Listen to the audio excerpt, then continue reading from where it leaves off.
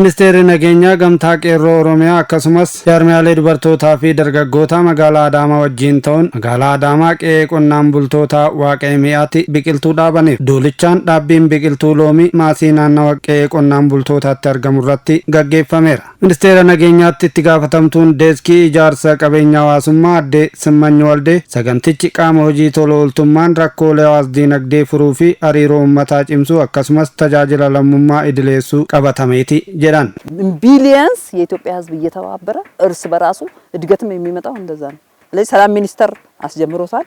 ማህበረሰቡ ግን ተቀብሎ ማስኬዳል ባህል ማድረግ አለበት የሚል saganticha irratti kan argaman itti gaafatamaan waajjira paartii badhaadhinaa damee Adaamaa obbo Ashannaafi Ajjamaa magaalattiitti hojiileen adda addaa qarshii biliyoona 5tti shallagaman tajaajila lammummaan hojjetamuu ibsanii kana caalatti bal'isuuf sosochiin qaamolee hawaasaa adda addaa itti fufaa jedhan. Manneen barnoota bu'uura boruu manneen barnoota sadarkaa tokkoffaa daree barnoota dabalataa suphaa manneen barnoota manneen harka qalleeyyii haaraa suphaa lakkoofsi isaa hedduu ta'e ijaaruudhaan lammiileedhaaf dabarfamee akka kennamu godhameera.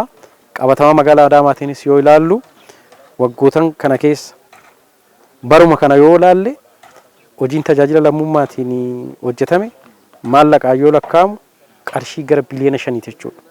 Qarshiin kun kaka'umsa keessoo hawaasti hojii kana amaleeffachaa adeeffachaa dhufuurraa hojii hojjetame waan ta'eef hojii sirnoomaa adeeffamaa dhufe qabatamaan immoo jiruuf jireenya uummataa jijjiiraa jiru mootummaa fi uummata walitti hidhe. Qindeessaan gamtaa qeerroo Oromoo dargaggoo milkeessaa Iddeechaa Gamasaatiin qabsoon qeerroon Oromoo qonnaan bultoonni magaalaan dhiibbamuu hin qaban jechuun gaggeessan bu'aa fiduu isaatiif hojiin qe'ee qonnaan bultoota Adaamaatti raawwatamee ragaadha jedha.